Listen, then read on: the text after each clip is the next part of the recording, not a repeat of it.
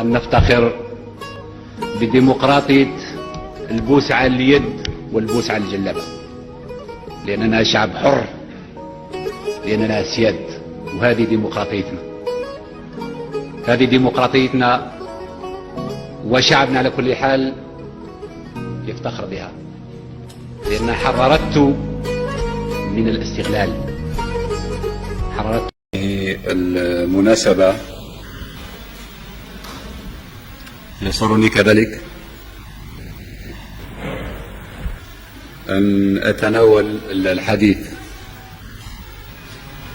لعلاج موضوعين، وهما موضوعي الساعة. كلمتي قد تكون مختصرة، سواء فيما يخص النقطة الأولى أو فيما يرجع إلى النقطة الثانية. إن هذا الاحتفال الرمزي البسيط ما هو إلا إجراء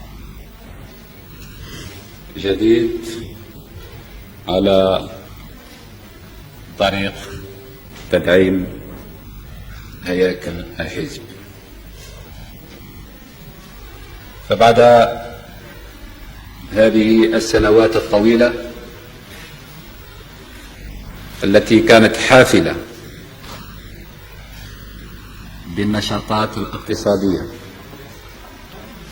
كانت حافلة بالنشاطات الثقافية والاجتماعية، كانت حافلة بالنشاطات السياسية سواء على المستوى الداخلي أو على المستوى الدولي، كانت حافلة في ميدان بناء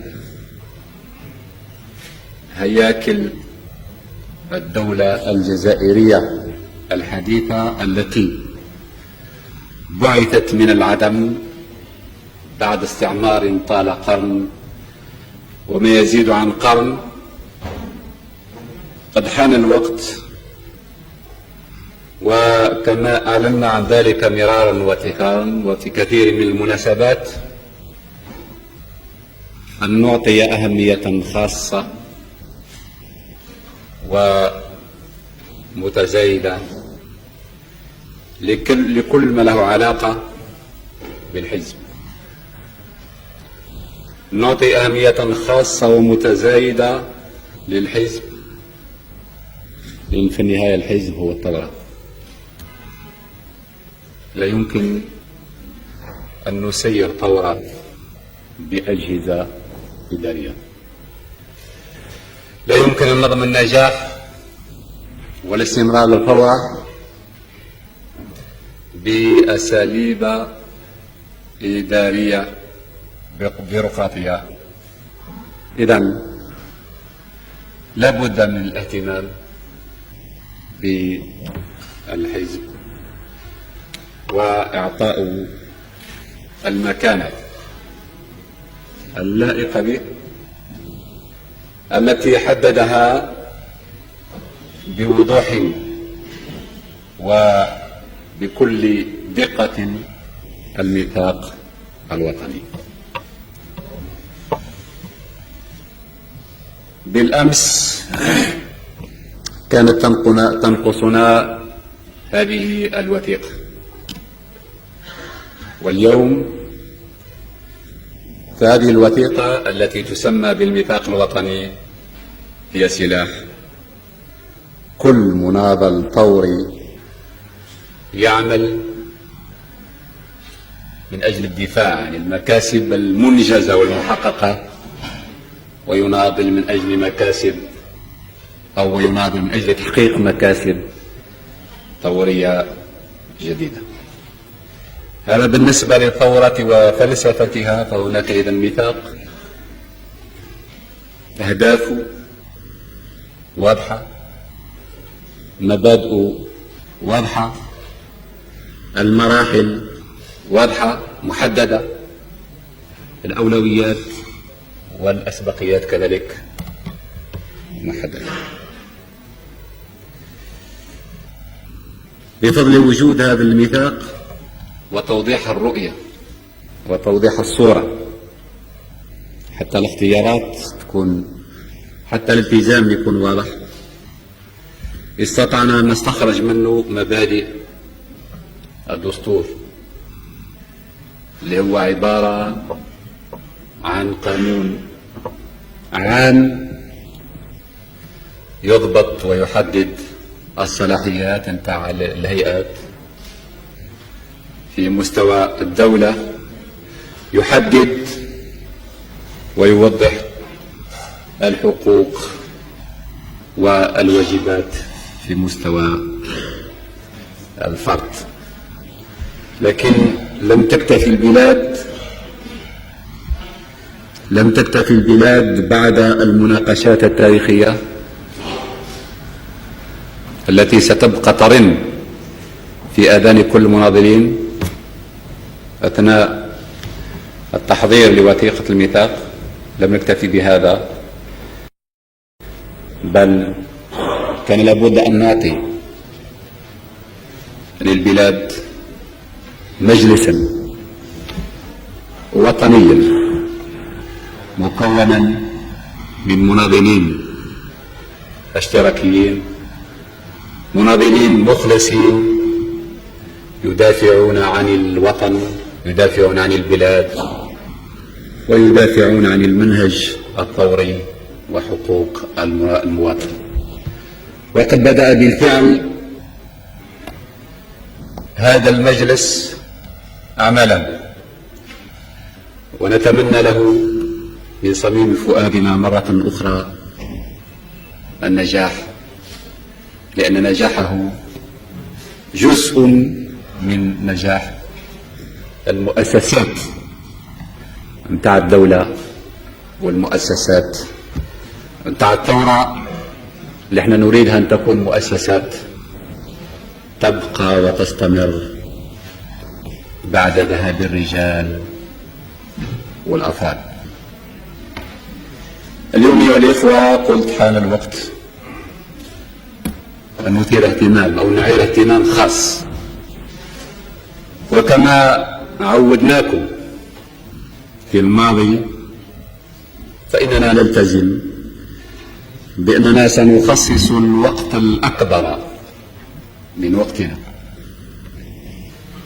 لمتابعة نشاطات الحزب مع الإخوان المكلفين بالأعمال اليومية، مع الإخوان المكلفين بالتنفيذ اليومي.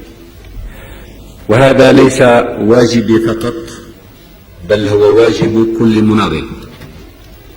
وليكن واضح بهذه المناسبة أن الحزب لن يكون أبدا احتكار شخص أو أشخاص أو جماعة أو جماعات. الحزب هو من مسؤولية كل المناضلين الذين يؤمنون بمحتوى الميثاق ويعملون من أجل تطبيقه. أقول يؤمنون بمحتوى الميثاق ويعملون من أجل تطبيقه. المناضلين الذين تلتقي أعمالهم وأقوالهم في تطبيق الميثاق، فهذا هو القاسم المشترك، وهذا هو الرباط الذي سيربط بين كل المناضلين الذين يتكون منهم الحزب، حزب جبهة التحرير. أردت أن أعطي هذا التوضيح حتى تكون أعمالنا في الماضي مثل ما كانت في الماضي، تكون أعمالنا تسير، أو أن تسير أعمالنا في كل الوضوح.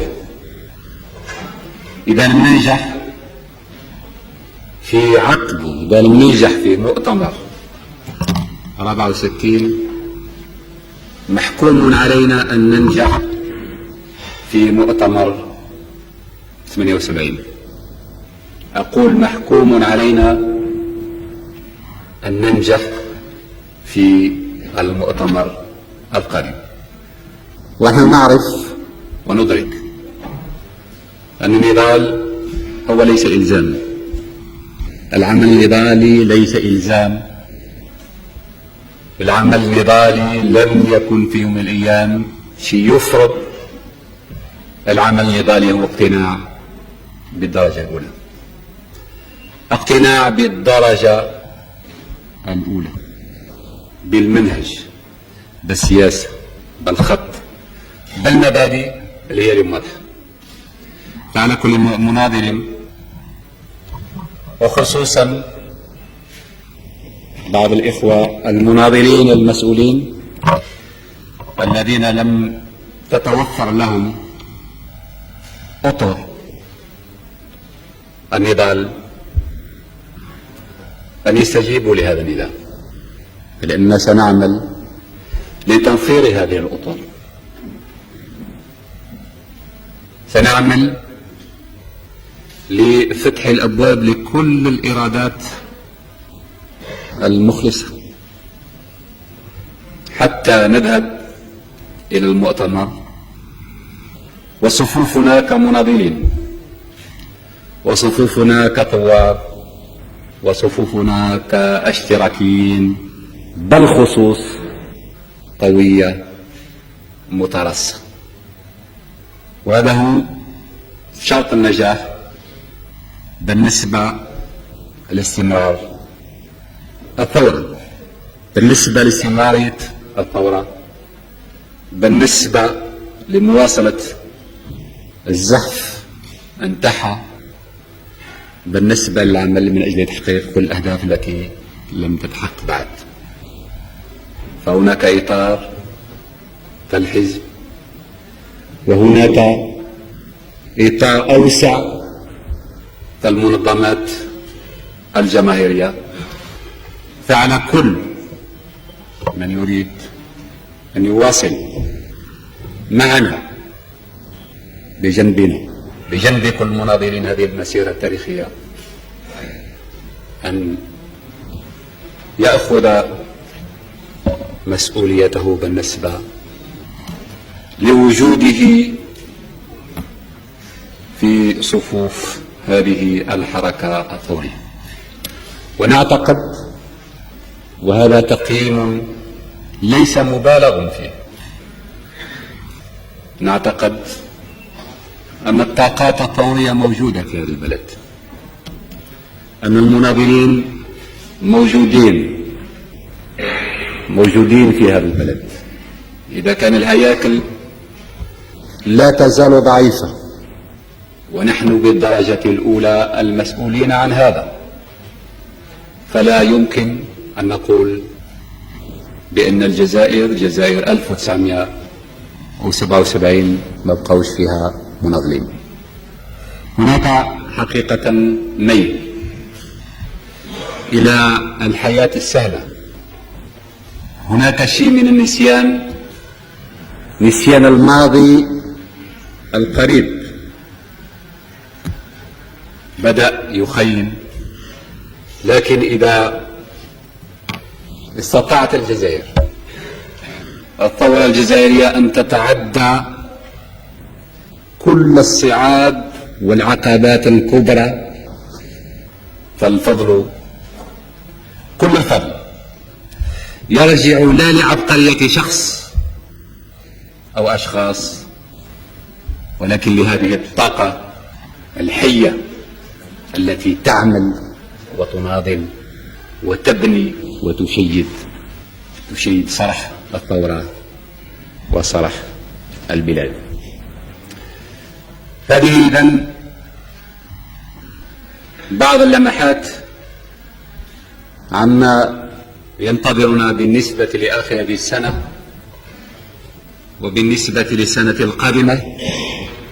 وقد سبق لي أن قلت في مناسبات أخرى أن سنة 78 ستكون سنة المؤتمر، وستكون كذلك سنة المخطط الجديد، لأن المخطط انتهى ولا بد أن يتبعه مخطط، وأردنا وقررنا أن يكون تحديد المخطط أو الموافقة على مخطط التنمية القادم يكون من طرف المؤتمر، حتى تصبح هذه القاعدة سنة، وحتى القيادة أو أعلى هيئة في البلاد وهي المؤتمر بالنسبة للمستقبل هي التي ستحدد الخطوط الاستراتيجية نتاع التنمية نتاعنا، سواء في الميدان الاقتصادي أو في الميدان الثقافي أو في الميدان الاجتماعي أو في جميع الميادين التي تهم الحياة نتاع البلد ونتاع المواطن. هذه مهام إذن واضحة، أهداف محددة في الزمان وفي المكان، وإذا توفرت إرادة المناضلين المخلصين الملتزمين فإن الأمر سيكون سهلا، سواء بالنسبة لعقد المؤتمر ونجاحه أو بالنسبة للمصادقة على المخطط القادم، لأننا والحمد لله وبعد هذه السنوات الطويلة من الممارسة والعمل أصبحت لدينا وبكل تواضع شيء من الخبرة وشيء من الدراية وشيء من المعرفة بالمشاكل، سواء مشاكل الرجال أو مشاكل الهياكل. هذه أيها الإخوة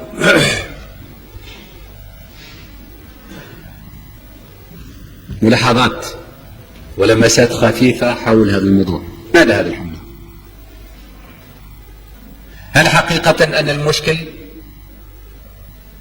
مشكل ما يسمى بالأسرة الستة، جماعة اللي يتحكموا أسرى في أزورات؟ أنا ما أعتقدش،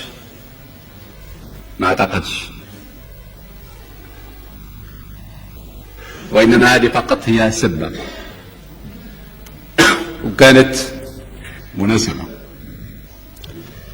أما السبب الحقيقي والإخوة فهو شيء آخر، لأن هؤلاء الناس تحكموا يوم أو سمعنا مثل ما سمعوا الفرنسيين في الإذاعات وفي الصحف، وكانوا هم أول الناس اللي يخبروا عن هذا، أن هذا الحادث وقع في أول مايو سنة 1977. وهذه الهجمة وهذه الحملة أبدأت مؤخرا.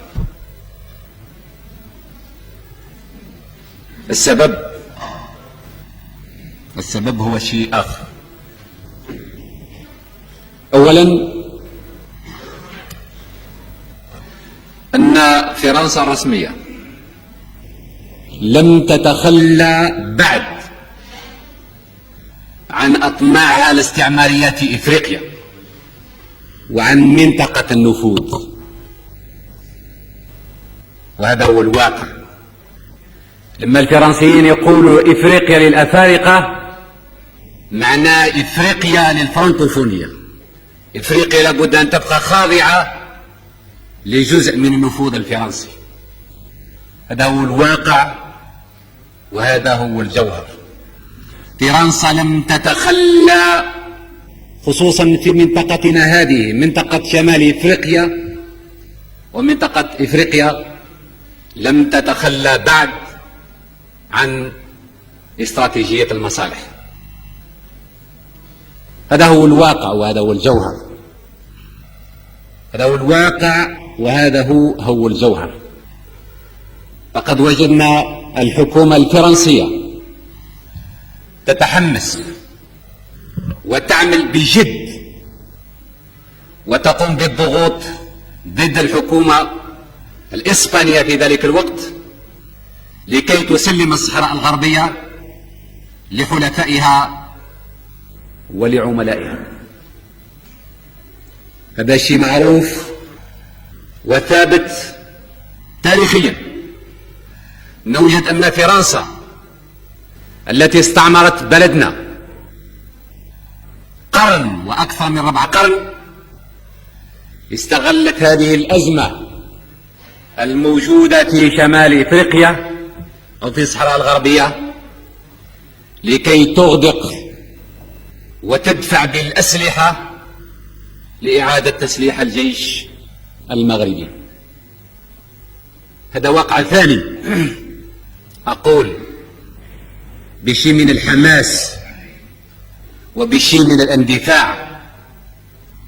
من الاندفاع كلكم سمعتم على مشروع مراكش لإعادة تسليح الجيش المغربي، لا من أجل الدفاع عن حدود المغرب الشقيق، ولكن من أجل نوايا مبيتة هي جزء من الاستراتيجية الفرنسية. نعم، أسلحة كثيرة تدفقت عن المغرب، وأسلحة كثيرة لا تزال تتدفق عن المغرب، ومن وراء كل هذا الحكومة الفرنسية. هذه الحكومة، هذه الدولة التي ذبحت عشر هذا الشعب لم تنسى بعد، ويحز في نفسها أن ترى أمامها شعب رافع راسه، شعب اللي هو يبني في نفسه. هذا الواقع. وقد نبهنا مرارا وتكرارا السلطات الفرنسية وخصوصا أعلى سلطة في هذه البلاد، وقلنا لهم كفانا حرب الجزائر، حاربتونا 8 سنوات، ذبحتوا منا 1.5 مليون، يكفي. فين راكم ماشيين بهذه الأسلحة؟ يأتي اليوم لنتكلم على هذا الموضوع، لأن كاين واحد بنكي اللي يدفع الفلوس. المغرب غير قادر باش يشري كل هذه الأسلحة، لأن هناك من هو يدفع الفلوس، يدفع الدولارات، وفرنسا تدفع السلاح. الحكومة الفرنسية تدفع السلاح.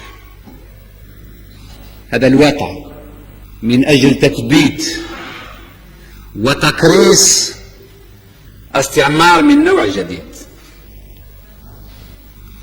إذا لم ننظر إلى المشاكل أو إلى هذا المشكل من زاويته الحقيقية، فربما هذا الحملة نتاع الضباب ونتاع الدخان تغطي الحقيقة. ما حكاية مختطف الزويرات أو مسجون الزويرات ما هي إلا حملة نتاع الضباب لتغطية هذه الحقيقة. إن فرنسا الرسمية، أقول فرنسا الرسمية ولا أقول الشعب الفرنسي، لأن عندنا أصدقاء في هذا البلد، وهناك قوات ليست موافقة على السياسة المنتهجة من طرف الحكومة الفرنسية.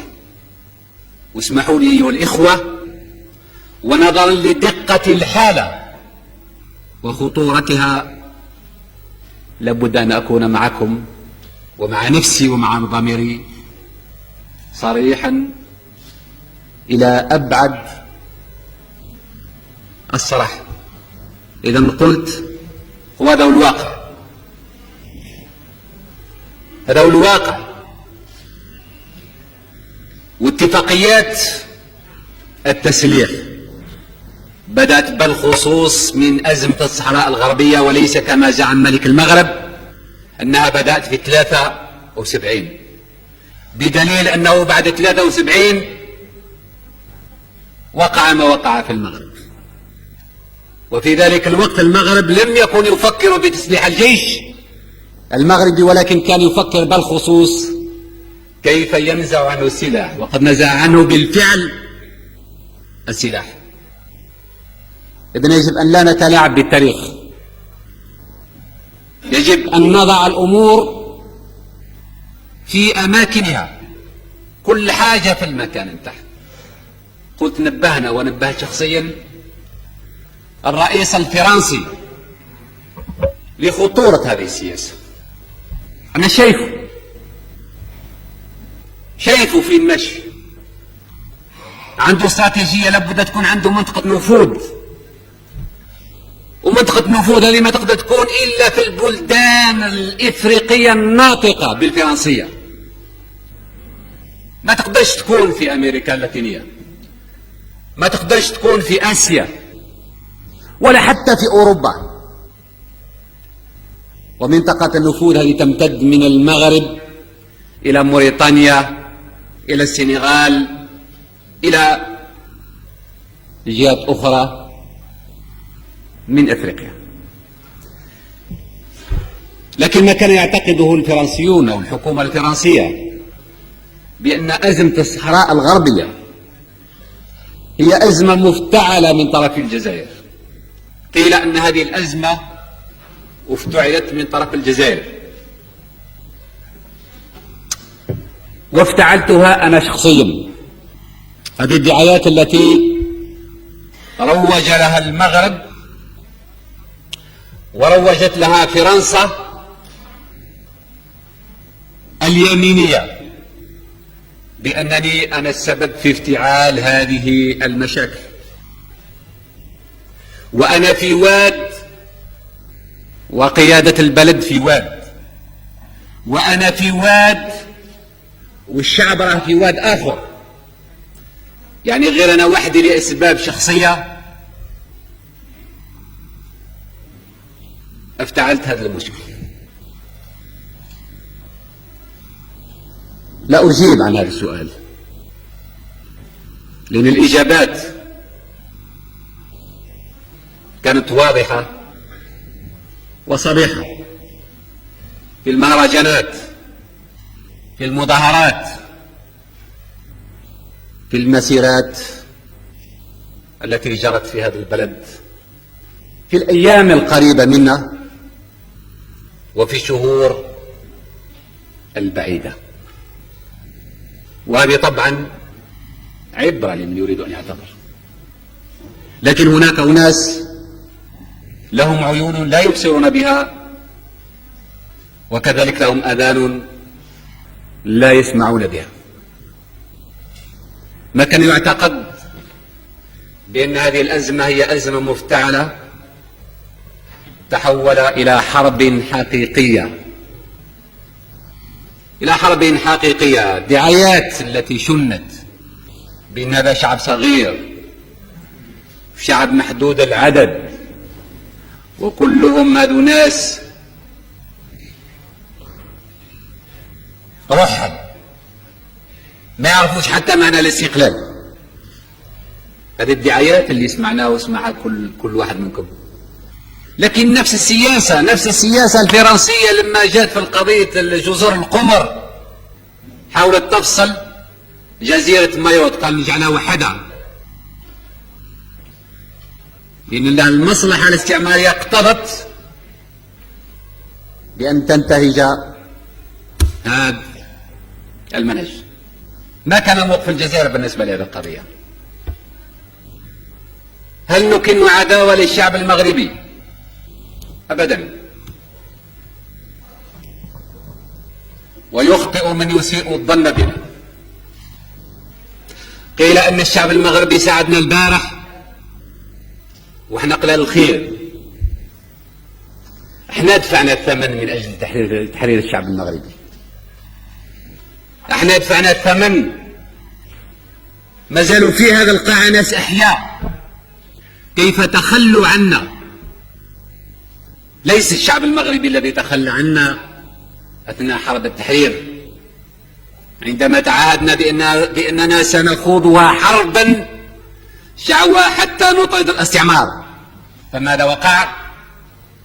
وقعت اتفاقيات مع الاستعمار الفرنسي وقعد الشعب الجزائري وحده في الساحة يقاتل بكل سماته. إذا كان نكلم التاريخ ونكلم التاريخ الحقيقي، احنا دفعنا الثمن، ودفعنا الثمن غالي جدا. عشر السكان نتاعنا، 8 سنوات نتاع الحرب، التشريد، التقتيل، السجون، والناس كانت تتبحبح في ملذات العيش. الواقعنا هذا التاريخ، هذا هو التاريخ وهذا هو الواقع. كلنا نتمنى أن تستمر المعركة على مستوى المغرب العربي لكي نبني مغربا عربيا أساسه وقاعدته مصلحة الشعوب. ولكن المصلحة الاستعمارية ومصلحة الطبقات حالت دون تحقيق هذا الهدف، وحالت دون تحقيق هذا الحلم. هذا هو التاريخ أيها الإخوة. إذا كان نريد أن نكلم التاريخ، فنحن نكن كل الخير. الكلام هذا قلناه في كل المحافل وما نحشمش به لما نكرره اليوم. الظاهرة الحقيقية هو أنهم للزوج نساو يعني لما كانوا عايشين الأحلام، أحلام التوسع،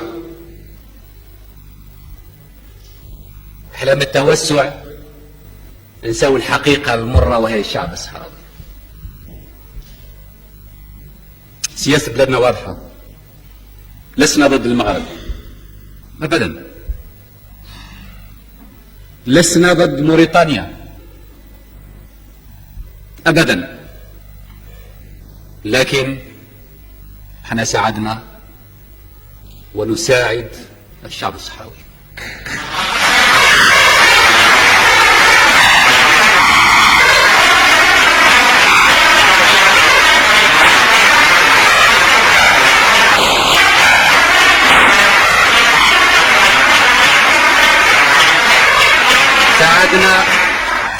ساعدنا ونساعد الشعب الصحراوي. لما الشعب الصحراوي رفض باش يذبح، لابد ان تفهموا حاجة، عشرات الالاف مهددة بالذبح.